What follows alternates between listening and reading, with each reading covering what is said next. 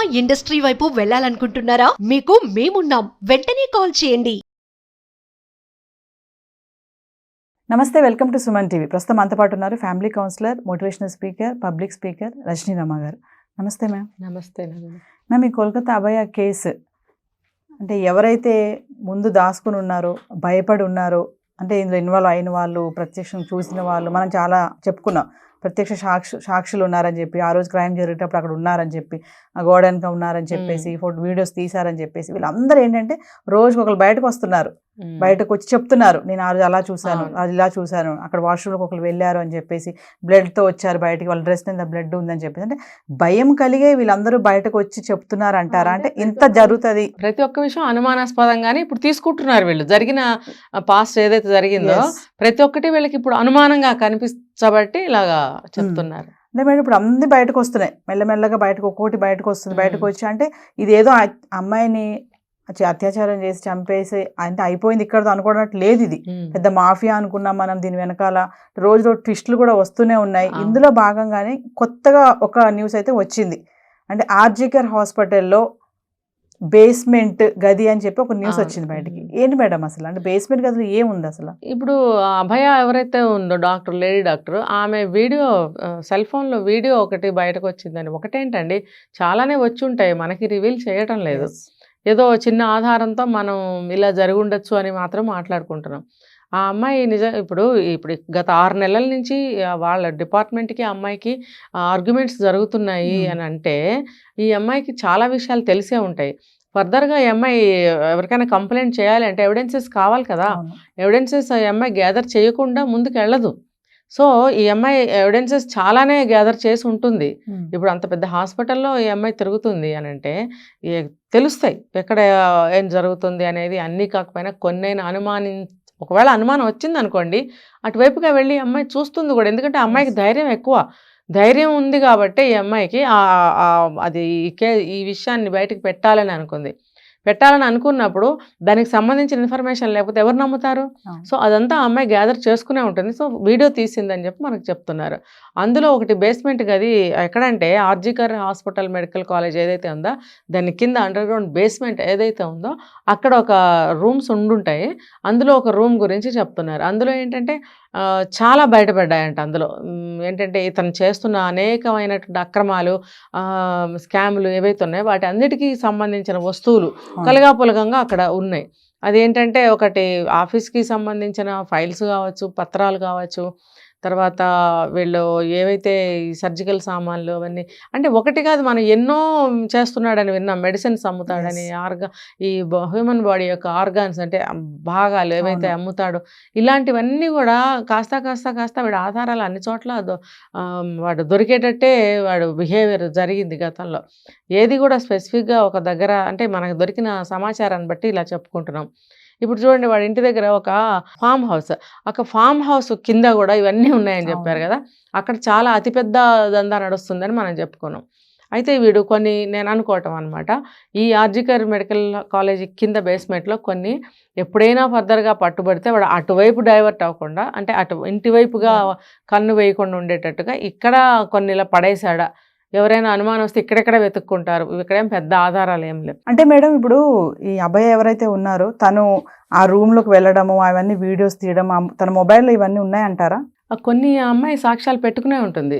ఎందుకంటే మరి తను రేపు నిరూపించాలంటే సాక్ష్యం లేకపోతే ఎవరు నమ్మరు కదా. కొన్ని పెట్టుకునే ఉంటుంది. ఇప్పుడు మొబైల్ అన్న తర్వాత అన్ని వీడియోస్ కెపాసిటీ ఉండకపోవచ్చు కదా. తను ఎక్కడైనా సేవ్ చేసి పెట్టుండొచ్చు, తన క్లౌడ్లో కానీ తనకైనా సపరేట్ బ్లాగ్స్ కానీ ఉంటాయి కదా, అందులో తను సేవ్ చేసి పెట్టుకుని ఉండొచ్చు. ఏదో లాస్ట్ ఏమన్నా ఒకటేరా ఉండుంటాయి, అదేదో ఒకటి బయటపడిందేమో అని నేను అనుకుంటున్నాను. ఎందుకంటే ఎక్కువ వీడియోస్ అందులో పెట్టుకోలేని పరిస్థితి కదా.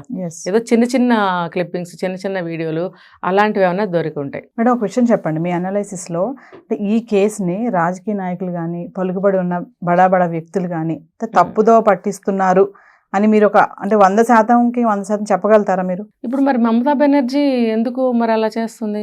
వాళ్ళని చర్చలకు పిలిచింది, దిస్ ఈజ్ ఫైనల్ అని అన్నది. అంటే ఏంటంటే ఇక్కడితో మనం మళ్ళీ ఫర్దర్గా ఏం చర్చలు చెయ్యము అన్నట్టుగా, మీరు రండి రాయబారానికి, చర్చలకు రండి అని పిలిచింది కదా. పిలిచినప్పుడు తీరా వెళ్ళిన తర్వాత దీనికి లైవ్ ఇవ్వనని చెప్పింది కదా, మీరు కావాలంటే అక్కడ ఆ డిస్కషన్స్ ఏదైనా మీరు వీడియో తీసుకోండి కానీ లైవ్ మాత్రం ఇవ్వను అని. అప్పుడు అక్కడే కదా లాస్ట్ వరకు కూడా వీళ్ళు కావాలని తను ఇవ్వనని మరి 2-3 గంటల పాటు చర్చలు జరిగినాయి. నువ్వు చర్చలకు పిలిచినప్పుడు అంటే ఈ సమస్యని నువ్వు సాల్వ్ చెయ్యాలి, లేకపోతే సాల్వ్ అవడానికి నా హెల్ప్ నేను చేస్తాను అని కానీ ఇలాంటివి ఉన్నప్పుడు చర్చలకి పిలిచినప్పుడు మరి సామరస్యంగా పిల్లలు వాళ్ళందరూ, తను పెద్ద ఆవిడ, తను ఎంతో ఎక్స్పీరియన్స్ ఉన్న మనిషి, వాళ్ళని ఎలాగా చక్కగా మాట్లాడి వాళ్ళని ఒప్పిద్దాము అని ఏదన్నా అలాంటిది ఉంటే మంచిగా మాట్లాడదామని అనుకోకుండా అలాగే కరాఖండిగా నేను అది ఒప్పుకోను అని చెప్పి, ఎందుకంటే వీళ్ళు అదే కావాలంటున్నారు, లైవ్ కావాలంటున్నారు, ఈవిడ లైవ్ ఇవ్వనని. మరి వాళ్ళని సేవ్ చేసే ఉద్దేశంతోనే కదా ఇలా అంది. మరి ముందేమో ఇదే చర్చలో లాస్ట్ అని అన్నప్పుడు మళ్ళీ సాయంత్రం మళ్ళీ పిలిచి అన్ని గంటల చర్చల్లో వాళ్ళు పాల్గొన్నప్పుడు చివరికి ఆవిడ ఒప్పుకోలేదు. ఎందుకని మరి ఇప్పుడు తన వైపు నుంచి ఎటువంటి ఇది తనకి లేనప్పుడు ఒప్పుకోవాలి కదా, ఒప్పుకోకుండా వదిలేసింది అక్కడితోటి. అంటే ఇప్పుడు అలాంటి కమిట్మెంట్స్ అన్నీ తను కమిట్ అయితే కనుక వీళ్ళ సందీప్ ఘోష్ కానీ ఇంకోళ్ళకి కానీ ఇది హెల్ప్ అవ్వదు కదా. అందుకని చెప్పి ఆవిడ అక్కడితో వదిలేసింది. మరి మీరు అన్నట్టు బడాబాబులు అని అన్నారే, మరి అందులో ఈవిడ కూడా ఉంది కదా, ఈవిడ కూడా ఉండబట్టే ఈ కేసుకి సపోర్ట్ చేస్తున్నట్టే మనం అనుకోవాలి. ఈ పోలీస్ డిపార్ట్మెంట్ కూడా మరి ఇప్పుడు వాళ్ళు చేసింది అదే కదా, బడాబాబుల హస్తాలు ఉండబట్టే మరి ఇదంతా జరిగింది. మేడం ఒక విషయం చెప్పండి, ఇప్పుడు మమతా బెనర్జీ ఆ రోజు డాక్టర్స్తో మాట్లాడేటప్పుడు లాస్ట్లో ఇది నా ఫైనల్ వార్నింగ్ అని ఎందుకు అనింది అంటారు? అసలు ఫైనల్ వార్నింగ్ ఏంటి? అసలు ఫైనల్ వార్నింగ్ అని అన్నట్టు లేదు ఆవిడ. ఇదే నేను మాట్లాడటం, ఇది ఫైనల్, ఇంతటితో ఇంకా మీదట మనం మాట్లాడవలసిన అవసరం లేదు అన్నట్టుగా, అంటే ఇది క్లోజ్ ఇంకా అయిపోయింది అన్నట్టు. అంతే. తను ఏంటంటే అక్కడి నుంచి ఇంకా తను అక్కడి నుంచి తప్పించుకోవాలి, ఇంకా తను ఇందులో ఉండకూడదన్న ఉద్దేశంతో నేను మిమ్మల్ని ఇదే ఇందాక నేను చెప్పింది స్టూడెంట్స్తో కూడా, నేను చర్చలకి పిలుస్తున్నాను రండి అంటే ఆవిడ సామరస్యంగా మనం మాట్లాడుకుందాం అన్నట్టు ఒక మంచిగా పిలిచినట్టుగా చేసింది. కానీ మరి వాళ్ళు చేసిన డిమాండ్స్ ఏం ఒప్పుకోలేదు కదా ఆవిడ. మాకు ఫస్ట్ అయితే లైవ్ ఇవ్వండి అని అన్నప్పుడు ఆవిడ అసలు ఒప్పుకోలేదు. అది ఒప్పుకుంటేనే మేము లోపలికి వస్తామని అన్నప్పుడు ఆవిడ ఒప్పుకోలేదు. బయటే అన్ని గంటల నుంచి ఉన్నారు. మరి ఇదంతా అదే కదా. ఇంటికి పిలిచి మాట్లాడదాం అన్నప్పుడు కూడా టీ తాగండి అని కూడా ఆవిడ ఆఫర్ చేసిందని కూడా అన్నారు, మంచితనం కోసం. అప్పుడు కూడా డాక్టర్స్ ఎక్కడ తగ్గలేదు, మాకు టీ కాదు మాకు న్యాయం కావాలి, అంతే కదా. ఇప్పుడు ఎందుకంటే సుప్రీం కూడా మీరు మీ విధులకు వెళ్ళిపోవాలి వెనక్కి, చాలా మంది పేషెంట్స్ ఇబ్బంది పడుతున్నారు, చనిపోయారు కొంతమంది, విధులకు వెళ్ళాలన్నా కూడా డాక్టర్స్ ఎక్కడ తగ్గడం లేదు మేడం. తగ్గడం లేదు అంటే ఏంటంటారు, వాళ్ళకి ఏం కావాలి? వాళ్ళకి ఎందుకంటే వాళ్ళకి జడ్జిమెంట్ కావాలి, డిమాండ్స్ చేశారు కదా. హయ్యర్ పోలీసులు కానీ వీళ్ళు ఎవరెవరైతే ఇందులో ఇన్వాల్వ్ అయినారు, 2-3 పెద్ద వాళ్ళ పేర్లు చెప్పారు. ఎంఓసి ఒకళ్ళు, ఎంఓసి ఒకళ్ళు, ఇంకొకళ్ళ సిఎస్ చీఫ్ సెక్రటరీ, ఇలాంటి 3-4 అందరినీ కూడా వీళ్ళు రాజీనామా చేయాలి, వీళ్ళు సస్పెండ్ చేయాలి అని డిమాండ్స్ కదా. హెల్త్ డైరెక్టర్స్ వీళ్ళందరూ కూడా వాళ్ళని సస్పెండ్ చేయాలి, లేకపోతే రాజీనామా చేయాలి అని డిమాండ్స్ చేశారు కదా. తర్వాత మళ్ళీ లైవ్ ఒకటి అడిగారు. ఇవి ఏవి ఆవిడ ఒప్పుకోలేదు. ముందే మంచిగా పిలిచిన పిల్లలే కదా ఒప్పేసుకుంటారు అనుకుంది. వాళ్ళు చాలా స్ట్రాంగ్గా నిలబడ్డారు. ఎందుకంటే దేశ ప్రజలు కూడా ఎవ్వరూ ఈ విషయంలో వెనక్కి తగ్గటం లేదు. మాకు ఈ జడ్జిమెంట్ జరిగి తీరాల్సిందే అని గట్టి పట్టుదల పట్టారు. ఇప్పుడు డాక్టర్స్ కూడా మాకేముందులే అమ్మాయి గురించి ఎంత మేము అని అనుకోవట్లేదు. ఇప్పుడు వాళ్ళు కూడా చాలా బాగా ఇన్వాల్వ్ అయ్యి ఇంత డిమాండ్స్ చేస్తున్నారు అంటే, ఇంకా చూడండి ఆ మమతా బెనర్జీ వచ్చి చేతులు జోడించి వినమ్రంగా మాట్లాడి రిక్వెస్ట్ చేసి వాళ్ళు చర్చలకు పిలిచి టీ తాగండి అని ఇంత అన్నప్పుడు ఒక సీఎం బయటకు వచ్చి అట్లా మాట్లాడినప్పుడు వాడు దిగజారినట్టే కదా. ఇప్పుడు నువ్వు ఎంత తప్పు చేయకపోతే మరి అట్లా దిగజారావు.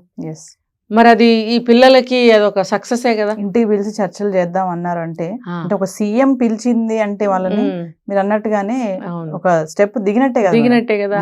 వీళ్ళు ఏం చేశారంటే కొంచెం అడ్వాంటేజ్ తీసుకున్నారని అనుకోవాలి, తెలివిగా డెసిషన్ తీసుకున్నారని అనుకోవచ్చు, ఎలా అయినా అనుకోవచ్చు. మమతా బెనర్జీ గురించి వీళ్ళు ఆవిడ అలా అంది కదా అని చెప్పి వీళ్ళు లొంగిపోయి ఆవిడ చెప్పిన దానికి ఏమీ ఓకే చేయలేదు.